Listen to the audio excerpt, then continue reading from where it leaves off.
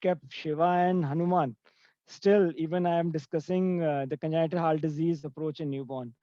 I don't know. I always think that they are the Shiva and Hanuman can be the very clinical, the most appropriate clinical presentation for cyanotic heart disease and acyanotic heart disease. And these are the two main problems what we see in, especially in if we suspect congenital heart disease in the newborn. So when we think about screening or detecting the congenital heart diseases, especially in the newborns or the infants, it is in two categories. One is either it can be there in the stable newborn. The newborns can be stable, the infant can be stable, still can have a congenital heart disease.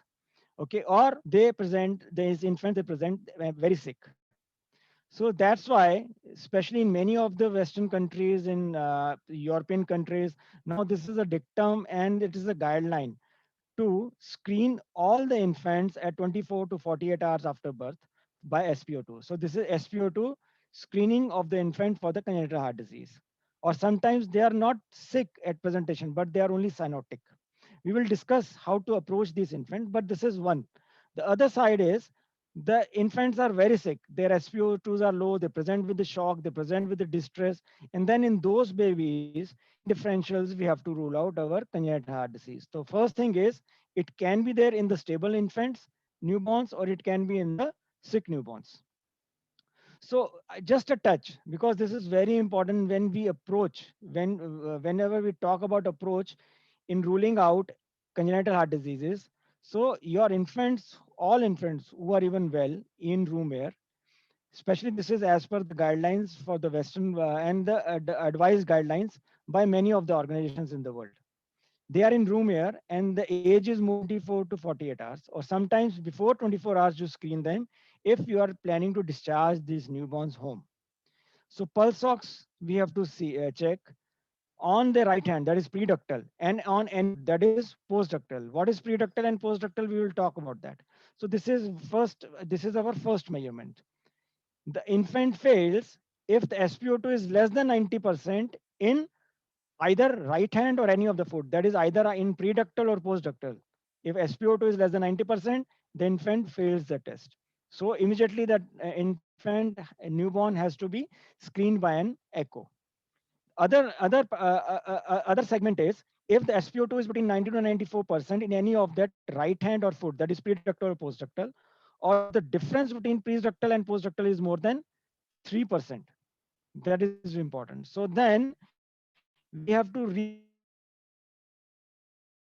reassess that infant pass if the SpO2 in both right hand, that is preductal or postductal, that is in any of the foot, is more than or equal to 95%, or the difference between preductal and postductal is less than 3%, then the infant pass. The second measurement is after the first hour of the previous measurement. Again, the infant fails if it is less than 90%. If still it is in between 90 to 94%, or the difference is more than 3%, this again qualifies for another reassessment. That is the third reassessment, again after 1 hour. If it is more than 95%, the infant, this newborn pass. So in the third time, if SpO2 less than 30% or still it is between 90 to 94% and difference is more than 3%, then this infant also qualifies to be screened by the echo. So this is very common. The SpO2 is very common. The probe, SpO2 monitor, everybody now has their own in their clinic. So very conveniently and easily it can be done. So this is how we screen the newborns, the normal newborns for congenital heart disease by SpO2. 3 to 5% of the infants can be missed in this. Who are those newborns? We will talk about that. First and foremost thing when we talk about the diagnosis is to be done by the fetal echocardiography, fetal screening. Now, because of the 3D and 4D with advancements in the machines, so it is very easily been picked up intrauterine. So in most of the cases now over the last, like I am in India for the last 10, 11 years, and in the last 5 years, I am seeing less of the undiagnosed case. Previously, we used to have newborns landing up in our emergencies or in an NICU with undiagnosed congenital heart diseases. But most of the time, when we go and attend, it has been already been diagnosed, and we are already have prostaglandins in our hand to attend the deliveries. But still, this strata is bit high, and especially in the peripheral areas or peripheral ICUs, this percentage is quite high, which is undiagnosed antenatally. But this is the first step where you can antenatally diagnosed, and hence we can have a plan of treatment and the plan to attend the delivery of such infants beforehand. So if this is to be done, then our antenatal care and ultrasonography has to be very precise. So my friends, if we think that we need a Superman to treat heart disease, and if we become Superman also, if we think pediatric cardiologists are the Superman, they have their own limitations also. So echo and pediatric cardiologists are not everything. So you need not to be a Superman to treat the congenital heart disease or to diagnose the congenital heart disease.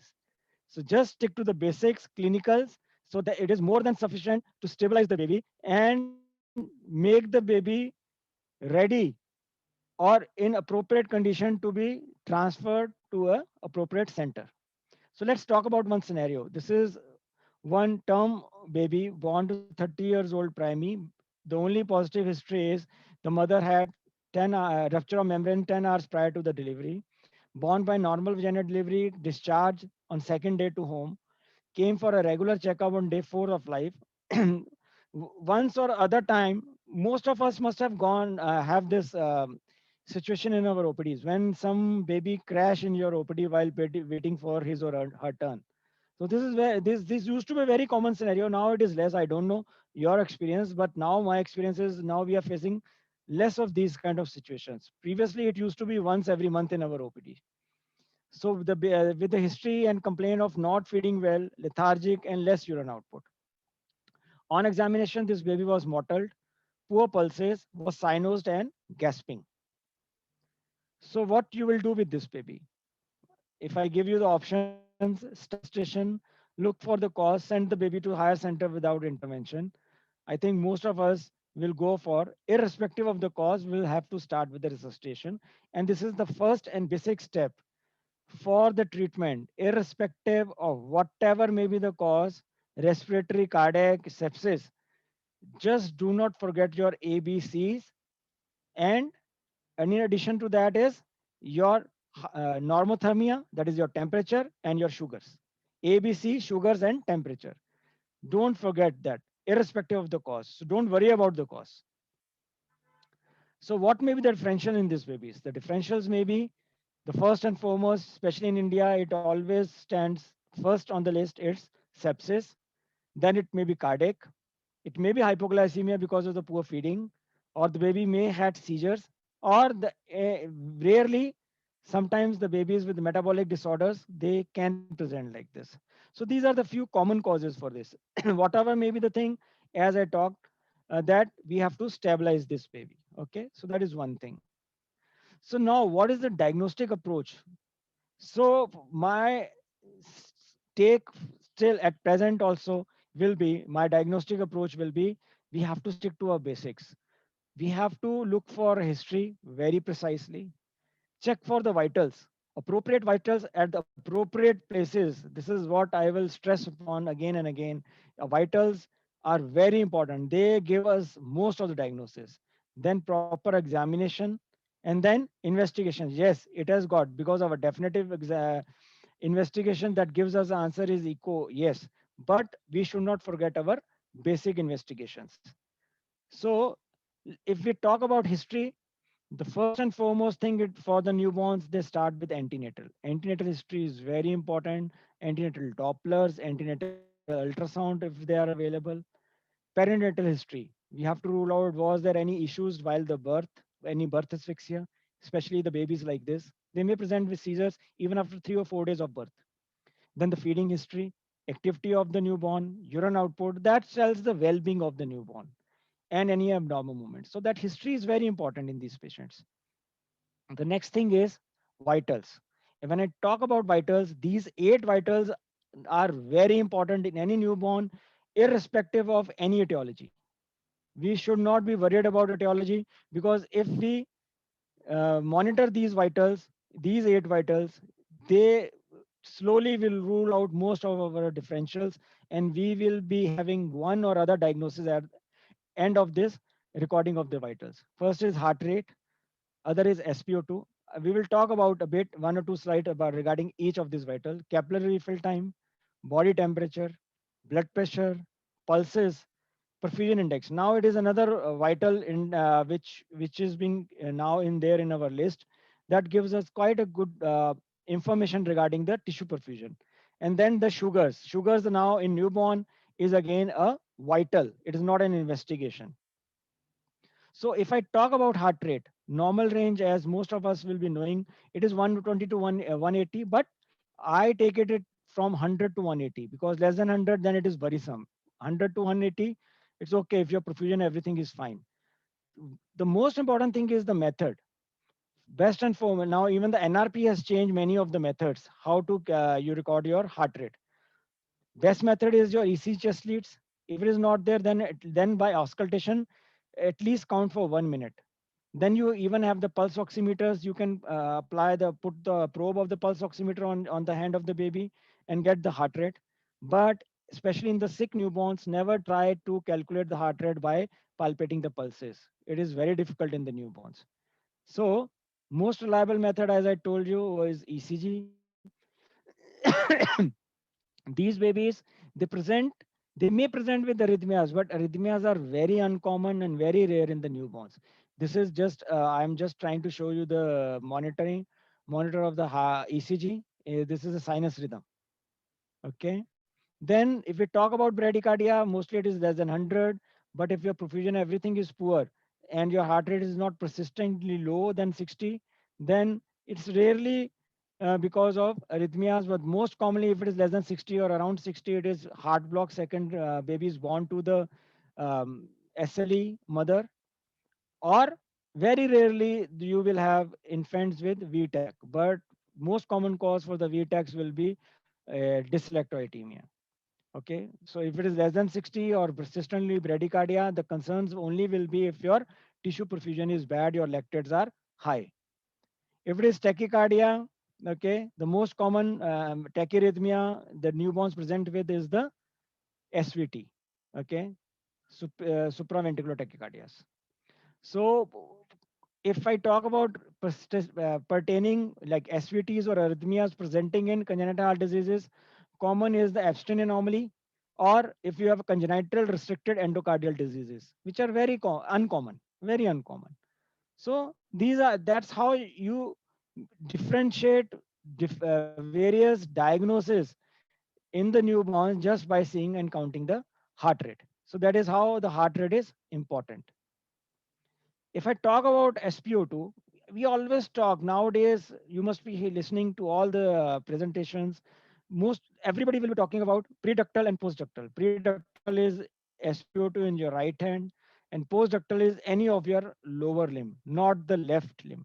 So this diagram which I'm showing is arch of aorta, ascending aorta, arch of aorta, and descending aorta. These are the three branches.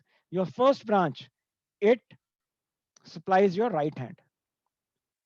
This third branch supplies your left hand. This black thing which I have marked here is the isthmus of your arch. So this is a place that most of the times your duct will arise.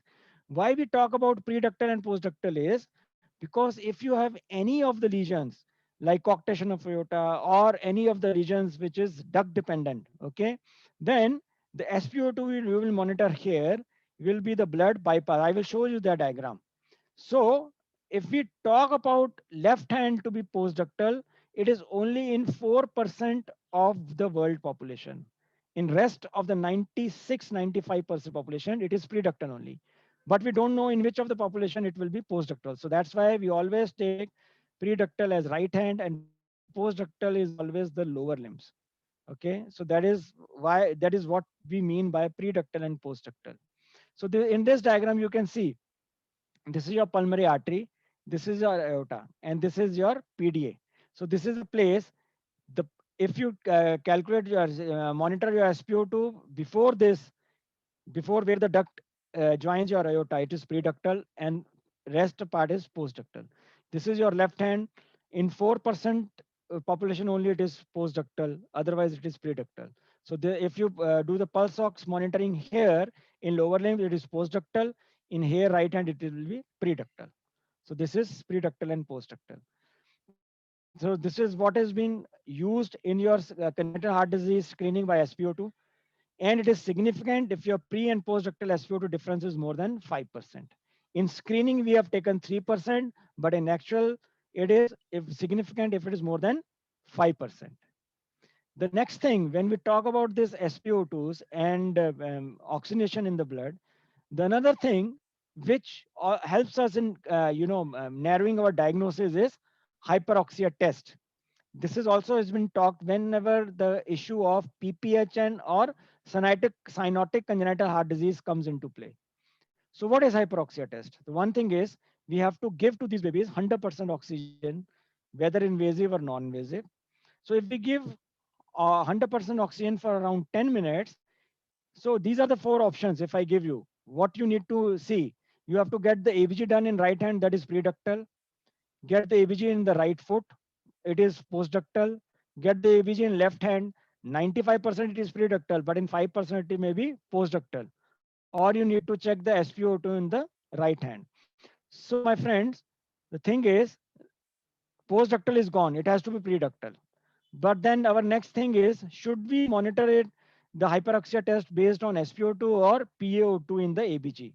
So it is always PO2 in the ABG. Never ever talk about SpO2s in hyperoxia test, because the interpretation of the hyperoxia test is based on PaO2, not on SpO2. So, so the interpretation of the hyperoxia test is if your PaO2 is more than 150, then the cause is mostly pulmonary.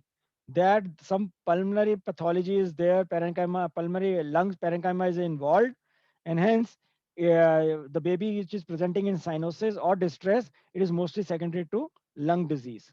If your PO2 is between 100 to 150, it may be a congenital cyanotic heart disease or maybe PPHN. To differentiate that, we do have the hyperventilation test, but nowadays because of the echo which is available, most of the times we don't do this hyperventilation, because with hyperventilation, the CO2 carbon dioxide washout is there and it is bad for our neurodevelopmental outcome.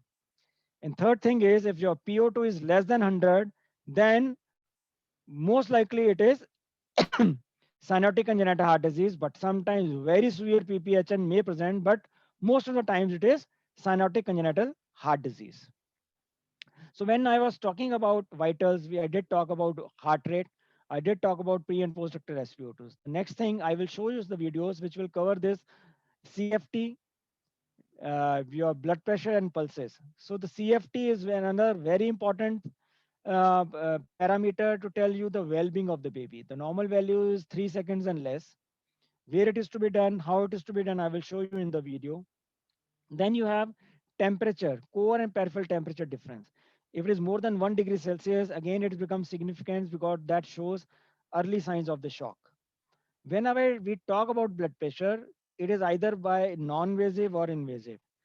Our recommendations will be for babies who are very sick, whichever may be the cause. If the babies are sick, on ventilator, on inotrope, it's always good practice to monitor these babies with invasive blood pressure.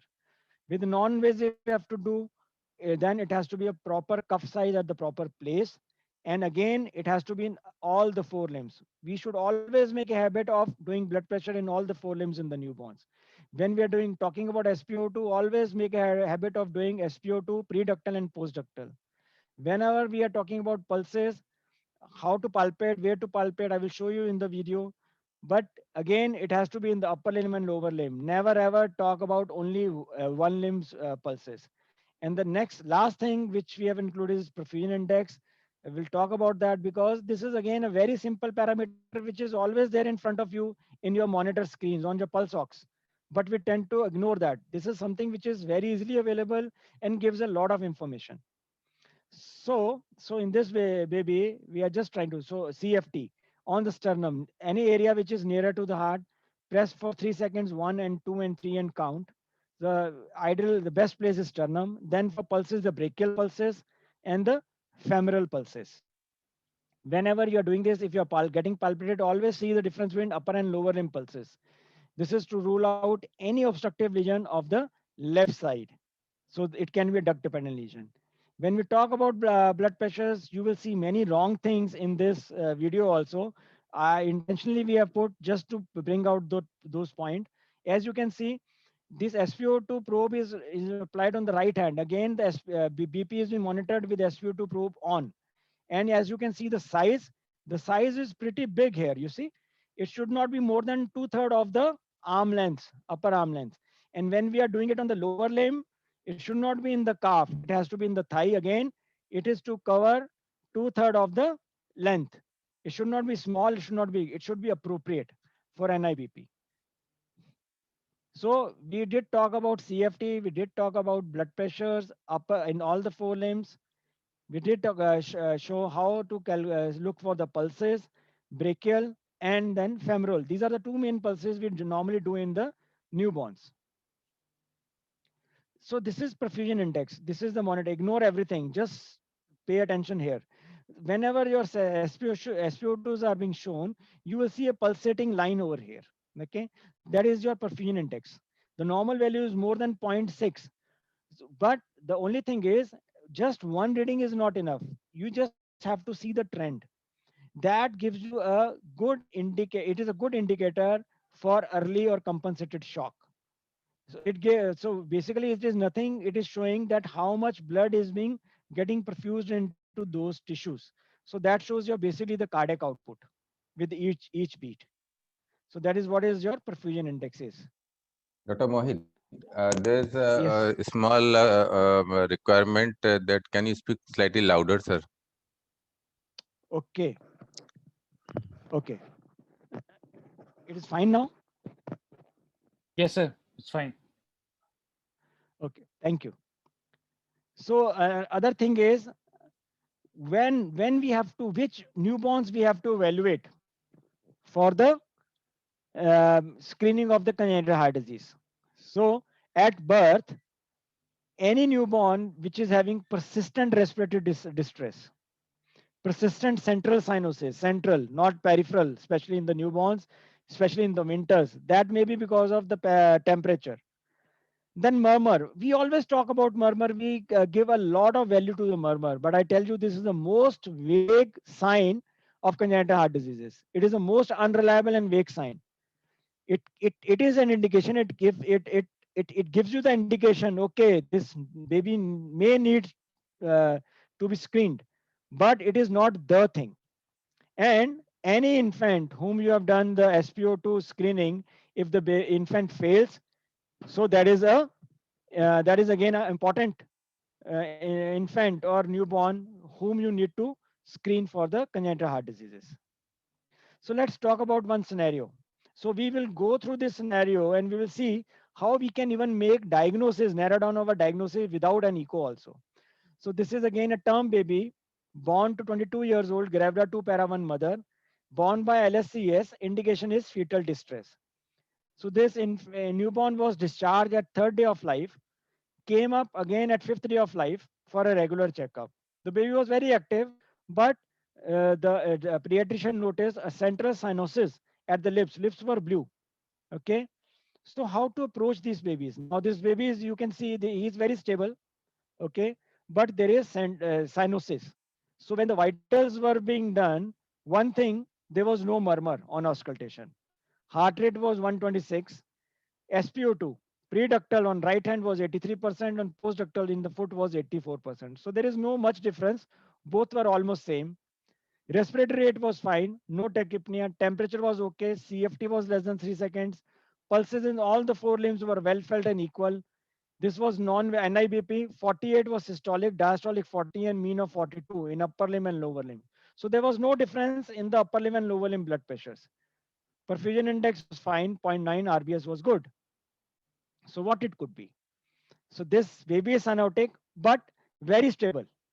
Normal blood pressures, no tachycardia, no tachypnea, perfusion is good, pulses are good. Okay. So when they take the action, the pediatrician started oxygen on this baby. Vitals were normal, they remained same, But the only thing that changed a bit was SpO2 from 83%. Okay, it went to 88 to 89%, both in pre and postductal. Nothing much changed. So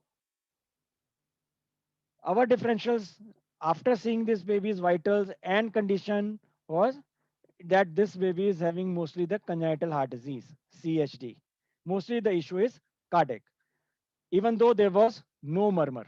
Okay, fine. Let's see what happens to this. So the first and foremost thing after seeing this, how we could differentiate that whether it is a respiratory issue or a cardiac issue.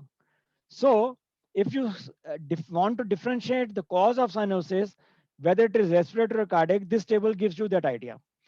If your baby is having tachypnea, distress, and retractions, mostly it is cardiac, mostly it is respiratory, pulmonary pathology.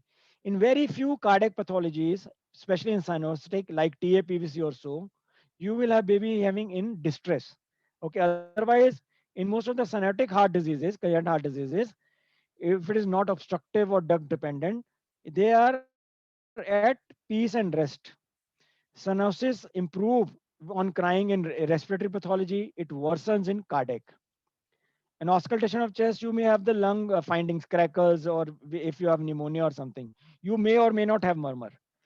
The next thing, which is very basic and very important, is X-ray chest. On that, you need to see how are the lung fields and how is the cardiac cell out size of the heart. If it is pathology is pulmonary, okay, you will have pneumonic patches, pneumothorax, ground glass. It will be, you have to see in cardiac, you have to see the lung perfusion, whether it is underperfused, oligemic, hyperperfused, or normal. Okay, and then you need to see whether the cardiac margins are obliterated. It may be because of pneumonia. In cardiac, they have a very typical shape in few very peculiar cardiac diseases, or there may be cardiomegaly. If you have the chest leads, if you can't do the ECG full, you put the chest lead and see the chest lead too for all the rhythm disturbances. It gives you very good information. So whether your ECGs are normal or abnormal rhythm, just to see the axis, sometimes become very difficult to see the axis. So I won't, press on the axis, how to find on the axis. And then you need to see the response to oxygen. As it was been seen in our baby, if it is lung pathology, the lung response to oxygen treatment is very significant. But if it is cyanotic heart disease, the response is very minimal, as you saw in our baby. That's how we were able to pinpoint that this baby may be having a cardiac issue. So this was the workup which was done in our baby. This is the chest X-ray, and this is the chest lead.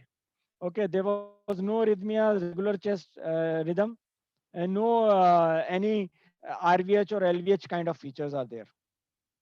Echo was being called, but in X-ray you can see the perfusion is okay, normal. Heart shape seems to be normal. There is nothing, there is no cardiomegaly, there is no oligemic fields, not hyperemic fields. Okay, so how we could make the diagnosis? Let's see. So you have called for an echo. Echo is still on the way, but if you're done an echo, X-ray, always look whether the pulmonary blood flow is increased, decreased, or it is normal. That gives you some idea. We will talk about regarding this flow chart.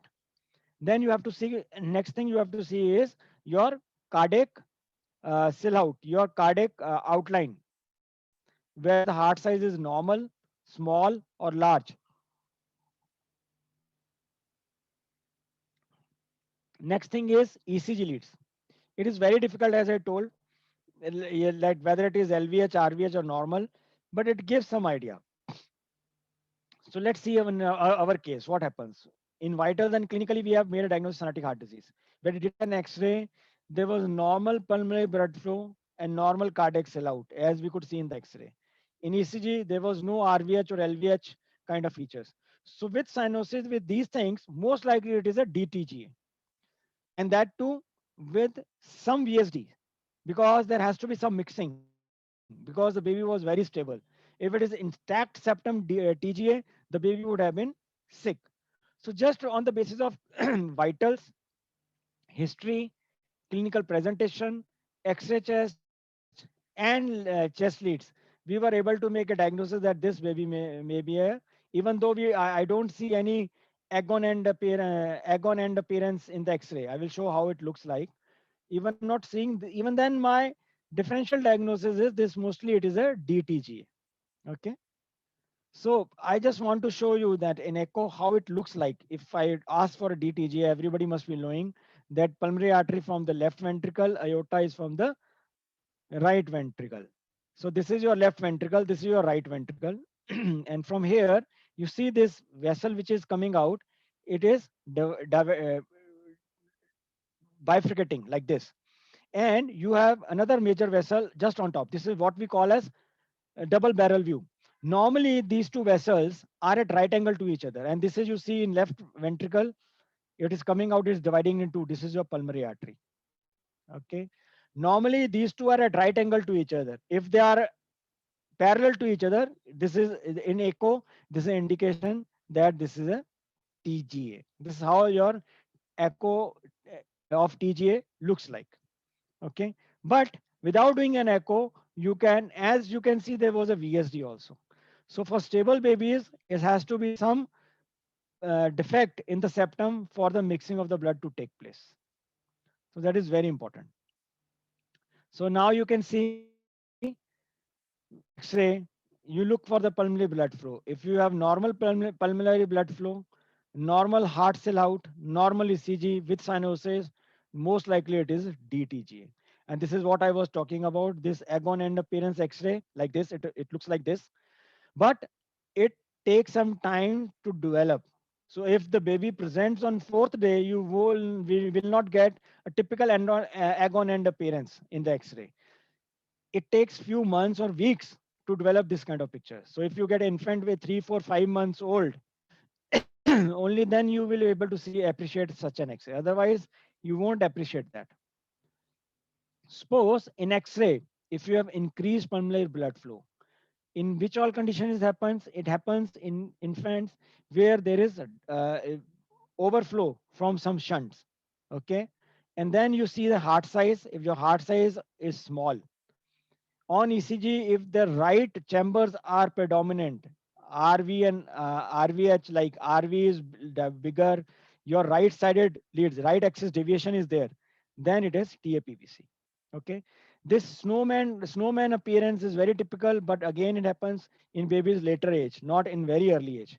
And early it presents, TAPVC present early only if it is obstructive, then they are very sick, and in that you will get an X-ray chest with pictures like pulmonary edema. You won't get picture like snowman appearance. This is for the non-obstructed TAPVC. Obstructed TAPVCs, they present as a pulmonary edema. So this is for infants in which you have normal, increased or normal lung perfusion. Then you have to look for the heart, whether the heart size is normal, large or small. If your heart size is large, if you do an ECG, if shows left-sided excess deviation, then it is pulmonary artery atresia. If it is RBB, it's very typical of Epstein anomaly. Hyperperfused, large heart, end-to-end. Just by seeing an X-ray, you can make a diagnosis of Epstein's. If it is a normal or small heart, on ECG, if you see right-sided predominance, then it is TOF. So your lungs are oligemic fields with right-sided predominance. If it is left-sided predominance, then it is tricuspid atresia. This typical boot-shaped heart in tetralogy of Fallot with oligemic lung field, you will get at least after 2 to 3 months of age. Initially, you won't get this picture. So the X-ray pictures, boot-shaped heart, snowman appearance, agon end appearance, you won't get initially. It takes times to develop. So the only way you can do is by history, seeing the lung plethora, and by judging the heart size. These are the things, and that's how that will narrow down your diagnosis. So this is a table just to show, like if you have a CHD, suspecting CHD with increased pulmonary vasculature in the X-ray chest, most common diagnoses are TGA, TAPVC, PPHN, secondary to some left to right shuntings. Okay, it may be PDA, VSD, large. With decreased pulmonary vascularity, commonly TOF, Epstein, pulmonary atresia they present.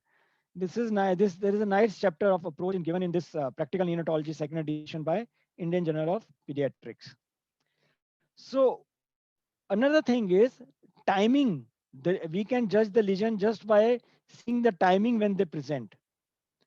Lesions in the first week that present commonly are duct-dependent lesions, hypoplastic left heart, right heart, TOF, tetralogy of Fallot's or TAPVC is obstructive, TOF with very severe pulmonary stenosis.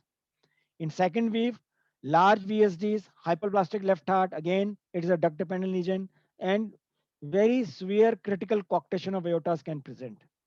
Later, at the end of the month, if you have large VSD, coarctation of aorta and TOF, they may present. So just by the timing of the presentation, you can make a diagnosis also. So this is our, again, the same scenario, male baby 2.8, born to primary, discharge, presented on fourth day of life, presented with not feeding well, lethargic, decreased urine output. On examination, the CFT was prolonged, 5 seconds. Heart rate on the bradycardia side, all pulses were poor. There was grade 2 murmur, which we could heard in that baby. Blood pressure was not recordable. SpO2 preductal was 69% and postductal was unrecordable. And now you can see this baby presented on fourth day and was very sick, was in shock. So this was the X-ray. And just by seeing the X-ray, you can see there was a cardiomegaly, there is a cardiomegaly, and there is an increased lung plethora. Increased lung plethora with cardiomegaly. So it can be, very bad, large, asymptomatic, but can be duct-dependent lesion, okay? But it is not something which is because of restrictive blood flow to the lungs. So that rules out your obstructive lesions, right-sided obstructive lesions, or severe TOF, or hypoplastic right heart. Otherwise, your the lung plethora would have been on the lower side. So that tells you that there is something is shunting the blood to the lungs also, lungs getting flooded with the blood, and it is causing cardiomegaly. Okay, so there were few pathologies you can rule out but just by the history, seeing the condition, the day it presented, and by the X-ray. So the options, if you see whether it is hypoplastic left heart, critical coarctation of aorta, left outflow obstructive lesions, right outflow. So we talked about as there is um, lung plethora is increased, so it ruled out your right-sided obstructive lesions. Whatever we may have left-sided obstructive lesion. I just cannot say it that whether it is a coarctation of aorta or hypoplastic left heart until unless I do echo. At present, after getting X-ray and clinical and vitals of this baby, only thing I can pinpoint it may be some left-sided outflow obstructive lesion which is duct dependent. This is my primary diagnosis after seeing this condition of the baby and seeing the X-ray of the baby. So my friends, how we differentiate? One is whenever we differentiate the congenital heart diseases, either it can be acyanotic or it can be cyanotic. Acyanotics are not very, they are not, the babies are not very sick initially. So they are not life threatening at just after the birth. Mostly the cyanotic and duct dependent are very much life threatening and just within the span of first week of life after birth. So whenever we are seeing the cyanotic or in shock, we have to divide it, differentiate whether it are duct independent or duct dependent. Okay, if it is a duct independent, our course will be different and it won't be an emergency. But if it is duct dependent, then again, whether the pulmonary circulation is duct dependent or systemic circulation is duct dependent. Okay, both are duct dependent, but whether it is right-sided obstructive lesion or it is left-sided obstructive lesion. So if the baby is having pulmonary circulation which is dependent on the duct, they primarily present with respiratory distress cyanosis. And if it is left-sided obstructive lesion and the systemic circulation is duct dependent, they primarily present with the shock. So this is how our baby we just discussed presented. The baby primarily presented with the shock. So that's why we think that if it is a cardiac anomaly, cardiac issue, then it is mostly of the left-sided obstructive lesion. But the definitive answer we'll get only after echo. But this is how we pinpoint our diagnosis. So which are the common etiologies which are which are duct dependent. They have pulmonary flow which is duct dependent. Tricuspid atresia, hyperplastic right heart, tetralogy of Fallot's with pulmonary atresia or very critical stenosis. Okay, TGA or DORV. In the systemic lesions, systemic perfusion is blood flow is duct dependent, critical coact, critical aortic stenosis, hypoplastic left heart, aortic atresia, interrupted aortic arch. So these are the left-sided lesions which are duct dependent and they primarily present with shock, whereas the pulmonary lesions they primarily present with respiratory distress and cyanosis. That's how we need to differentiate. So if our duct dependent lesion, whether it is right or left, both can present in different varied ways, but our treatment will be the same. So whatever, if we get to differentiate whether it is right sided obstructive vision or left sided obstructive, it is well and good. Even if it is not, and the echo is delayed, do your vitals well. Look for preductal and postductal SpO2s. If possible, do ABG with hyperoxia test. Do the blood pressures or all the four limbs. Okay, and if you are suspecting whether it is right-sided obstructive duct-dependent lesion or left-sided, and if you are not able to get do an echo, without doubt you start with the prostaglandins because that is a life-saving drug. The only side effect will be the baby will become apneic and you need to ventilate this baby. Anyway, the baby is sick, is in shock, or is having very bad respiratory distress, you need to ventilate. Ventilate the baby, but start with the prostaglandins. If it is not duct dependent lesion, anytime you can stop the prostaglandins. And nowadays, from the last 5 years or so, prostaglandins are very easily available. So this was all regarding your cyanotic heart diseases. The acyanotic, as I told, are not much life threatening. And in the initial slides, I told that 5% of the infants or the newborns can miss the SpO2 screening for congenital heart disease. And these are the acyanotic congenital heart diseases, they can be missed in SpO2 congenital heart disease screening. They can be of three types, these lesions, acyanotic ones. The lesions with left to right shunting, commonly we see this, very common, ASD, VSD, PDAs, atrioventricular septal defects. These are the ones. The lesions which are having issues with obstruction of the flow of the blood. That is pulmonary stenosis, aortic stenosis, and coarctation of aorta. The critical coarcts they present early, but if the coarctation of aorta is not critical, then they may present later. Even there are cases on record that coarctation of aorta is found to be or players have gone for hypertension management or investigation. They found it that the person was having coarctation of aorta. And then another very rare lesion, a lesion with no shunts and stenosis is LTGA. This is a corrected TGA.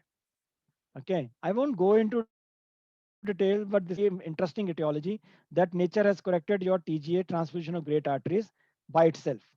So that's why they don't present or they present, the babies are not very sick. They present late. What are the clinical presentation for all these? The babies with the left to right shunt, they present with respiratory distress, cardiac failure, and cardiomegaly. Presentation is the timing of the presentation depends how big is the lesion, especially in VSD and PDA. How big is the PDA? How big is the VSD? And how much blood is flowing through that lesion? Bigger is the lesion, more is the blood flow. Earlier, they present with cardiac failure and respiratory distress. The lesions which are obstructive, like pulmonary stenosis, aortic stenosis, they present with shock, cyanosis, respiratory distress. Again, the presentation, timing of presentation depends how severe is the stenosis. That is very important. So my friends, we know echo is the definitive thing, but sometimes most of the cardiologists and they are very lazy. The first two things which are there with us, which we can coordinate is X-rays and ECG. And as you can see, they both complement each other in making the diagnosis, but they are not enough to make a complete diagnosis. So you need a hand of echo, cardiologist to make a definitive. But even though with these two X-rays and ECG, if we coordinate well, we will be able to make much of the diagnosis, but we can enjoy the full fruit by taking the help of the echocardiologist. And by this time, while we were doing X-rays and X-rays and X-ray and ECG, and we need to keep calm because so echo told you the echo cardiologist and echo is not Superman. They have their own limitations. Okay, sometimes it becomes difficult even to diagnose the pathology on echo. Then we need to go for cardiac angio, CT angio. So that is in few of the cases we need to go for CT angio. And just for the sake of the interest of the group, I will just show a few of the lesions on an echo, how it looks like. So this is your subcostal views, and this is your RA, this is your LA. You see this a vessel coming from above, red color, and entering into this.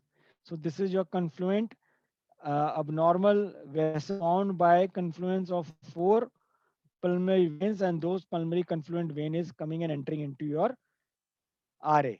And in this PFO and ASD, you will see a pure right to left shunt. Whenever anybody sees a pure right to left shunting through ASD or PFO, it is mandatory to rule out the TAPVC.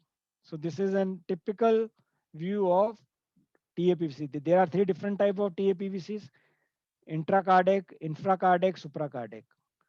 The obstructive most commons are the infracardiac. Okay, so they go down the diaphragm and then they join the IVC, and through IVC they enter, the blood enters into RA. So your left sided blood is dependent on the right side. Okay, and this another which we very commonly see in our NICUs. This is the PDA. This is a ductal view. This is your pulmonary artery. This blue thing here is your aorta, and this red thing which is you seeing is your PDA. So this is pure left to right shunting. So this is your PDA. So this is example of cyanotic heart disease, example of acyanotic heart disease. So the take home messages in the end, I would like to stress one, which is very easily available with all of us, is SpO2 screening for the congenital heart disease. Murmur is not something we should be a die-hard fan for that, because many of the cardiac lesions they don't give murmurs in the newborn period. Whenever you are measuring your SpO2s, always make a habit to do it pre-ductal and post-ductal. See the difference between the two. Whenever you are doing blood pressures, always do in the four limbs. Always ask for the four limb blood pressures. X-ray chest and chest leads, ECG leads give a lot of information. You can at least pinpoint or narrow down your diagnosis. Whatever may be the reason, right-sided lesion, obstructive lesions, cardiac lesions, left-sided cardiac obstructive cardiac lesions, cardiac issues, respiratory issues, septic shock, whatever may be the thing, always stabilize the infant first. And always remember A, B, C, and then temperature and then sugars. Whenever you have a doubt, like in our baby, which we discussed, that it may be a duct dependent lesion, whether it is right or left, you should be able to make out. If not, if you are doubting it and you are not able to get an echo done, start with the prostaglandins. And then you can decide your treatment depending on your echo findings. So these are the books. There are very good chapters written in this book regarding your approach of cyanotic heart disease, acyanotic heart disease. And this again is a good book to refer. Especially, this is especially for the trainees if you are attending, if any of the trainees attending this lecture. And this is again a book if you are interested in learning the echoes, functional echoes, or point of care ultrasound in the neonatology. Thank you very much. Thank you, Dr. Sahini. Excellent presentation and very much stressing on the new things like screening for the congenital heart disease, because most of them are correctable. So before discharge, we have to screen, and SpO2 is a good tool in our hands. And how to use it, that at the same time or just one after other, screen the right hand and one of the legs, usually at the same time or just one after the other. Second very important thing I will appreciate is uh, that we need a physiological diagnosis or functional diagnosis to stabilize the baby rather than accurate diagnosis which can wait before stabilizing the baby. So I hope there may be many questions. Dr. Akash, will you take the questions? Yes, sir. Thank you, sir, for that excellent presentation. In fact, sir is one of the pioneers of point of care ultrasound. It is not only about heart, whether it is neurosonogram, lung, abdomen lines. Sir is one of the masters in the field, especially in India and beyond. Thank you so much, sir, for sparing their time. Now we'll trouble you with some of the questions. So regarding prostaglandin, what are the conditions where prostaglandin is contraindicated and how long can we give prostaglandin?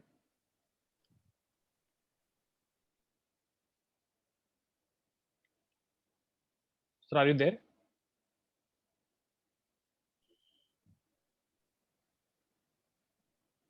Hello, sir, can you hear me?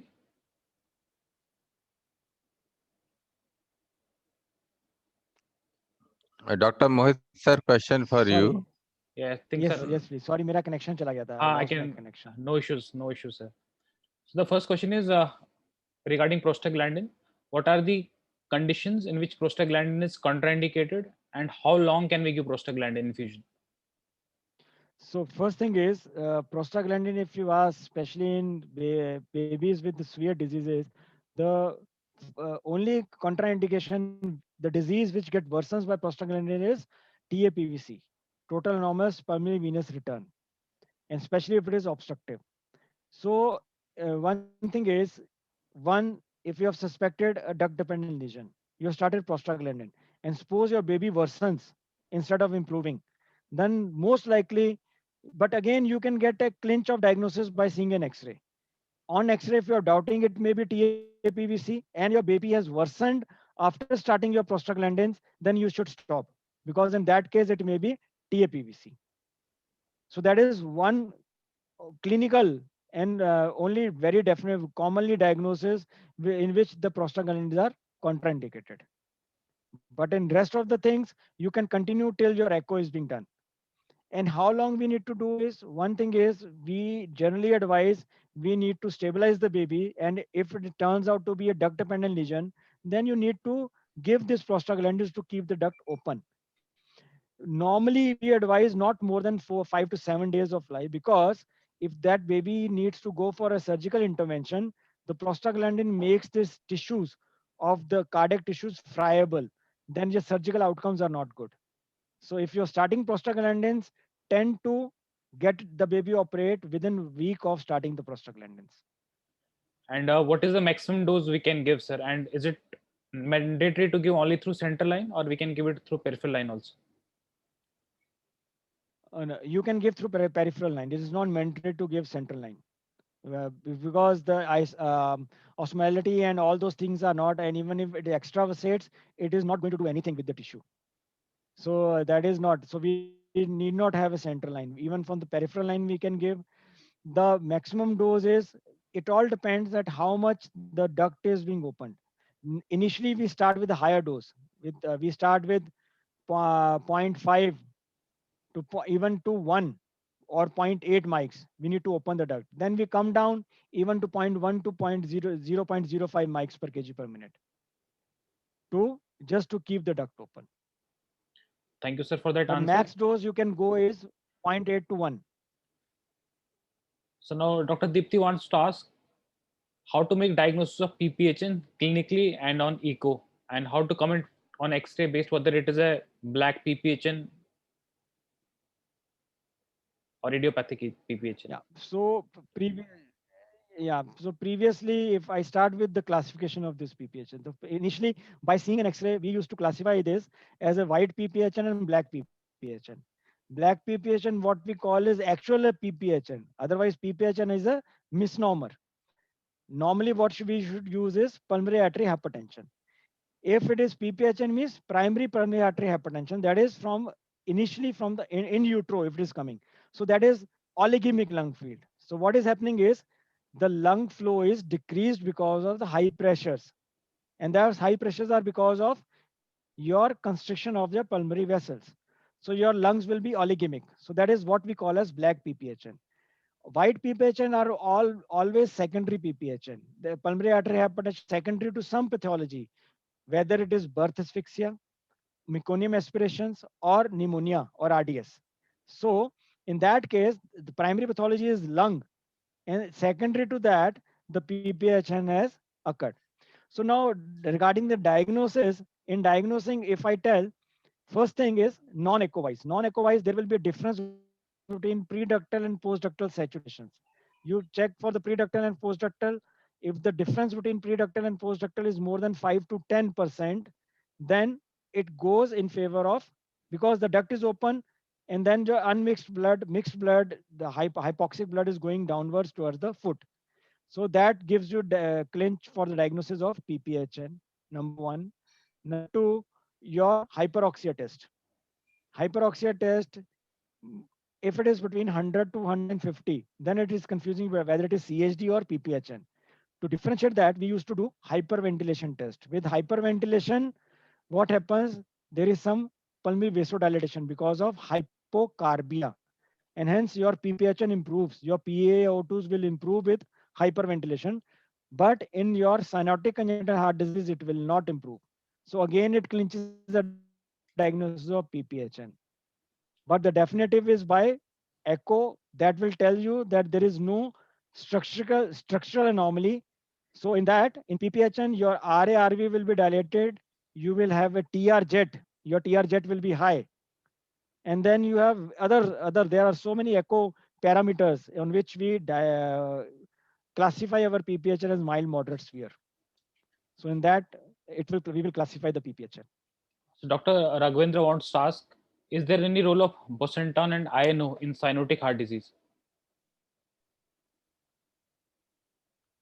No. So there is no role of bosentan, INO, sildenafil in cyanotic heart disease.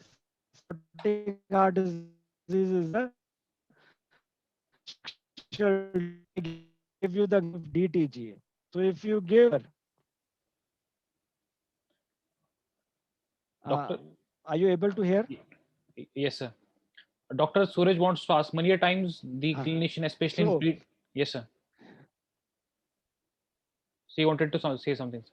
yeah, sorry, I think my internet went in. Yeah, my It was internet went breaking, in between. sir. Yeah. So I was just telling. Voice was breaking for some seconds.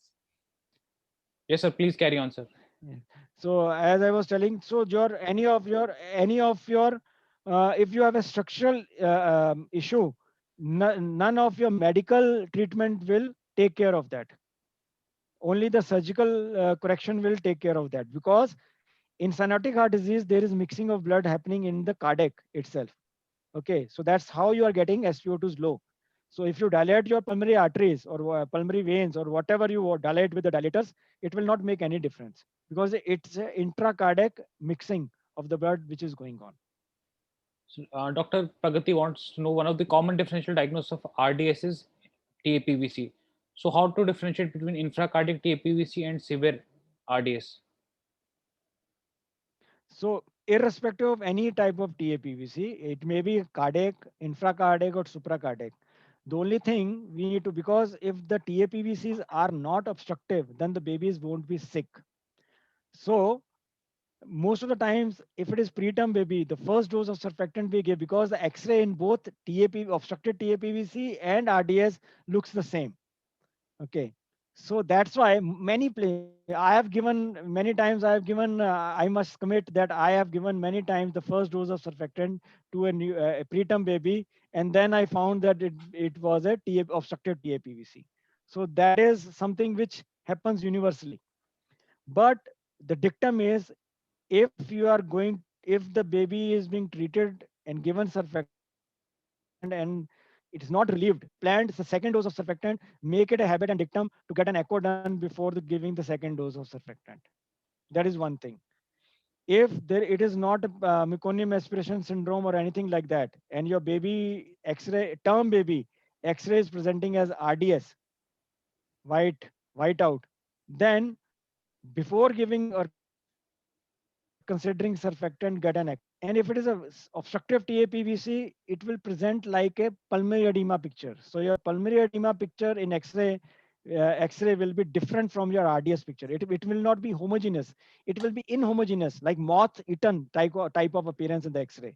So that will clinch a diagnosis on first or second day with distress, not maintaining saturation, with cardiomegaly, and X-ray is like pulmonary edema X-ray in pediatric patient or adult patient. Then most likely it is a obstructive TAPVC. One of the Sir, I got a clue from your answer that difference can be just the size of the baby. Prematures will have RDS and One thing, TAPVC will be normal size baby. Is it right, sir? yes.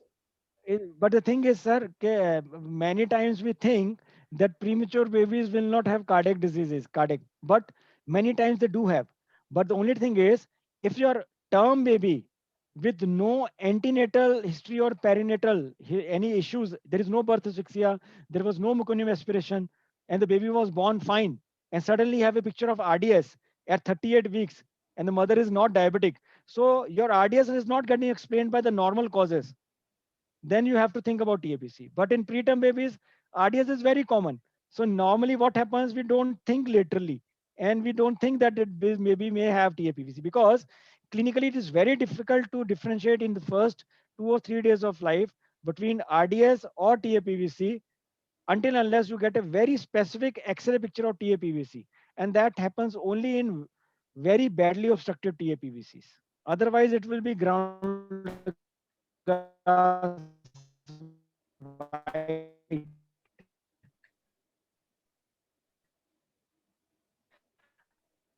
So some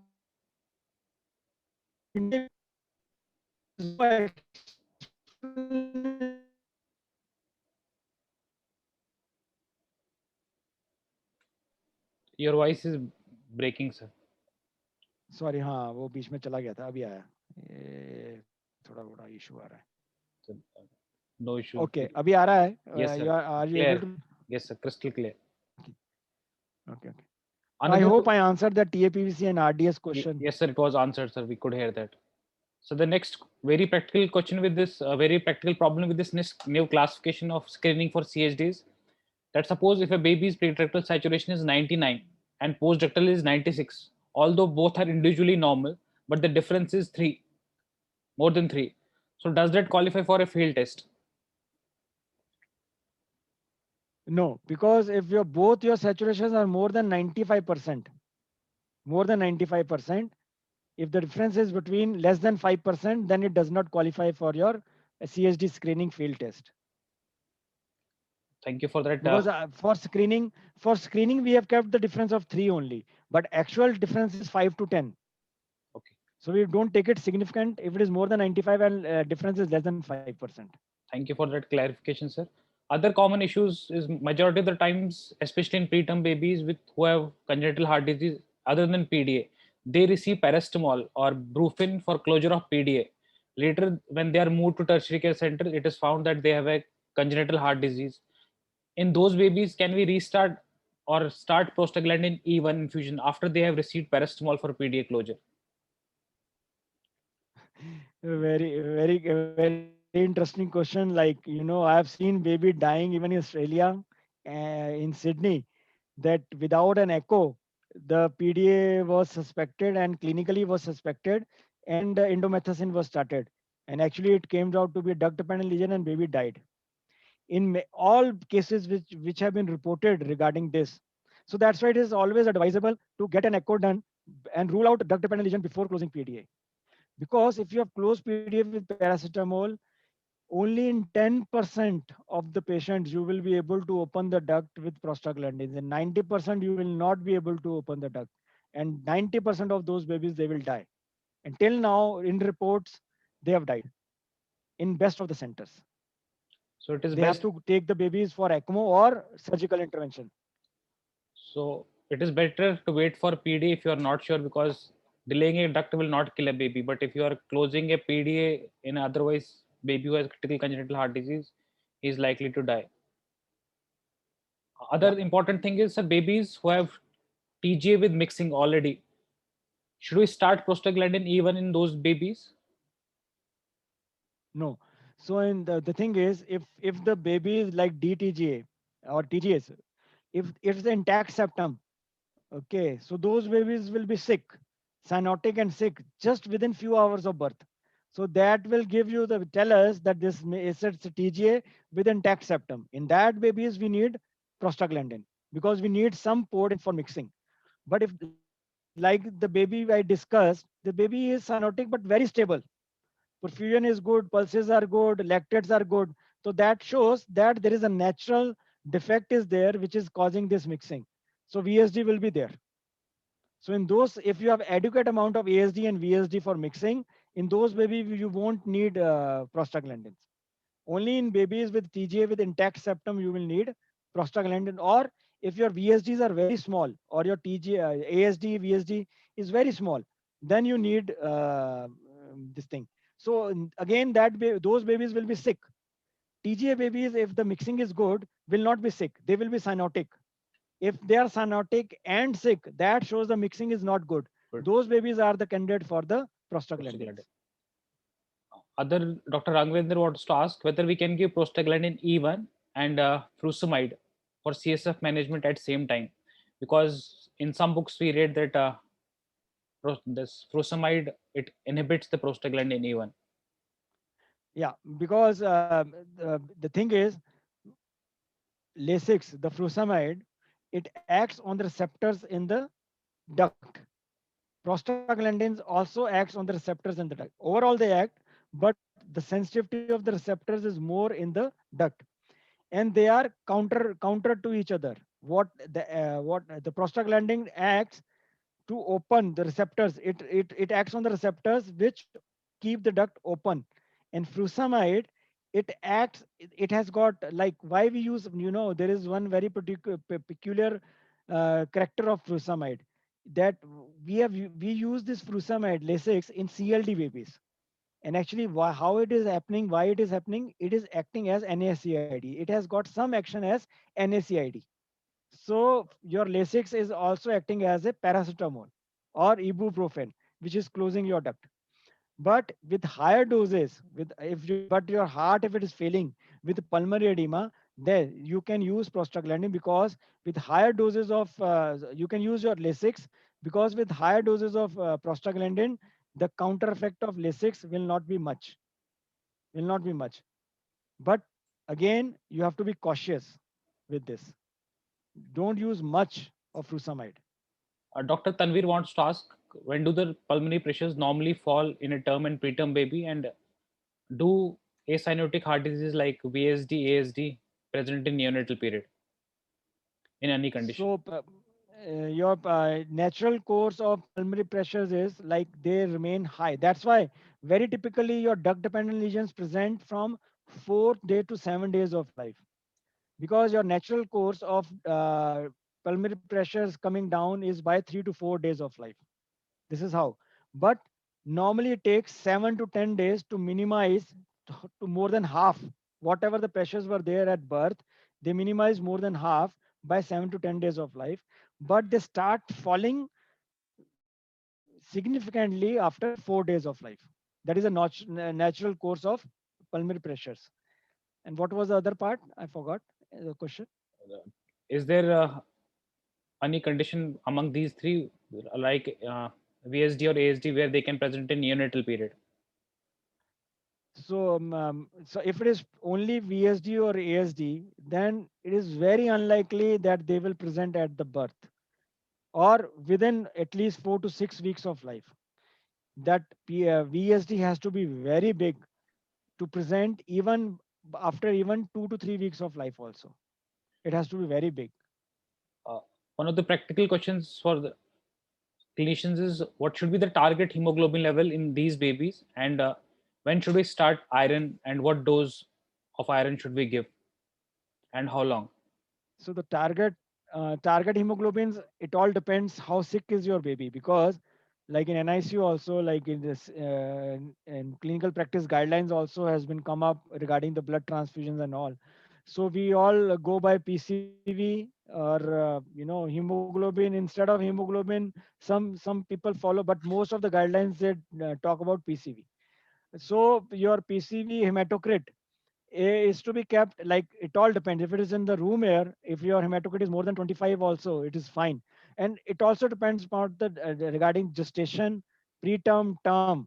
In term babies, if your hemoglobins are 10 and above, okay, then it is fine, until unless it is a cyanotic heart disease. If it is a cyanotic heart disease like TOF or something like that, and you need to target your hemoglobin more than 12. Okay, because in those kind of babies, yeah, you need to keep your hemoglobin well high, otherwise they will go into cyanotic spells. Otherwise, if it's a normal baby and everything is fine, it you may even keep the hemoglobin till 10 also, that is fine. But again, to decide the hemoglobin level is what we target, PCV or hematocrit, and that too as per the gestation and as per the oxygen requirements. The guidelines are as per the oxygen guideline. Normal babies, we tend to start iron after 4 to 6 weeks of life, not less than 4 weeks of life, physiologically. One other question is, what are the causes of persistent bradycardia in an otherwise normal babies? So there can be many causes. One is dyselectrolytemia, especially the hypocalcemia. And normally nowadays we are seeing a lot of bradycardias issues with otherwise no other cause is vitamin D3 deficiency. So hypocalcemia, vitamin D3 deficiency, one. Number two is if you're having bradycardia or calcium, you need to do the ECG then and calculate the corrected QT interval. If it is prolonged, then it can be a prolonged QT interval can be the issue. It runs in the family. And the other thing is, if it is a newborn period, you are getting bradycardia and electrolytes, sugars, temperature, sepsis are all being ruled out. There is no prolonged QT interval in the ECG, then you look for the heart blocks and ask for SLE history in the mother. That is another most common cause of bradycardia in the newborns. So, Dr. Himanshu wants to ask, in babies who have infracardiac TAPVC, quite often they are hypotensive and have creps. So, how should we manage them medically before surgical management? Should we give So, Lasix along with the vasopressors or yeah. bolus along with the Lasix? So the thing is, in these babies, basic issue is because of the obstruction. Okay, your right side has failed. It is being dilated like anything. The surgical, these are if I tell you, in cardiac, in newborns, the ultimate urgency and emergency for operation is these babies, obstructive TAPVC, and then second is TGA with intact septum. These are the only two things. So what we do for these babies initially is the septostomy, just to let the make a vent to it. So the best thing is septostomy for these babies before the surgical intervention. And yes, you can use furosemide, but again you have to see whether the baby is in shock or not. You can give bolus, but not more than one, because already these babies are having pulmonary edema. So you may be causing a harm to them. Okay. So give one bolus 10 ml per kg. Okay. And that too slow over 10 to 15 minutes. And judiciously use 1 or 2 doses of Lasix, not more than that, because if they are in shock, you are going to drain out intravascular volume again. And inotropes, low dose adrenaline, yes, but the only thing that will relieve will be septostomy. Nothing else will relieve. Dr. Aisha, you want to ask some question?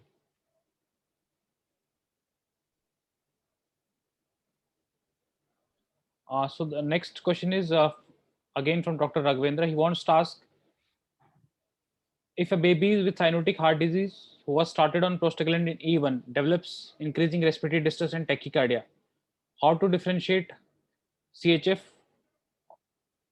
pneumonia or whether it is large duct compressing the airway? Okay. So the thing is, uh, first thing you have to differentiate whether it's a cardiac or respiratory. The prostaglandin question will come after that. First thing is you have to differentiate whether it is respiratory or cardiac. if you have differentiated, it is respiratory, like it is if it is a pneumonia, okay, and then you have to look for the things, because if it is pneumonia and you are not, there is no cyanosis, then mostly it is respiratory, or it may be the shunt lesion which is acyanotic. Okay, in that case, the question of prostaglandins will not come. The only confusion comes when it is cyanotic with respiratory distress with pneumonia like picture, and that is TAPVC. So these are the only babies when you will start thinking in terms of cyanotic heart disease or duct dependent lesion, you start prostaglandin and they worsen, like they go into shock, their pulmonary plethora or pulmonary edema picture in X-ray will increase, will worsen. So in that case, it means it is a TAPVC, and then you need to stop your prostaglandins. So the last question for tonight is whether a cyanotic heart disease baby who is on respiratory support can have pre-ductal and post-ductal saturation of more than 95. One of the participants has said that quite often they come across a situation, especially in babies with DTGA, who were later diagnosed based on the echo findings. Oh, okay. Yes. So the thing is, if the septal defect is large, okay. So when you give oxygen, the mixing is so good that even your deoxygenated mixed blood, it gives you a saturation of more than 95%. And this is very commonly seen, especially in babies with